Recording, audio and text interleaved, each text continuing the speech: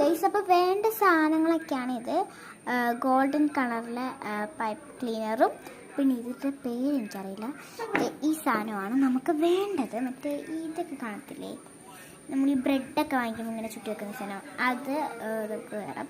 അപ്പം ഈ രണ്ട് മാത്രം മതി നമുക്ക്.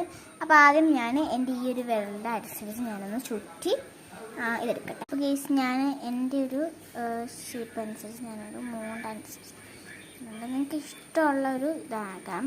പിന്നെ നമുക്ക് ഇതുണ്ട്, ജസ്റ്റ് ഇതിൻ്റെ പുറത്തേക്ക് ഒന്ന് റാപ്പ് ചെയ്തു. ഞാൻ പൈപ്പ് ക്ലീനർ ഇങ്ങനെ ഒന്ന് കയറ്റി വെച്ചു.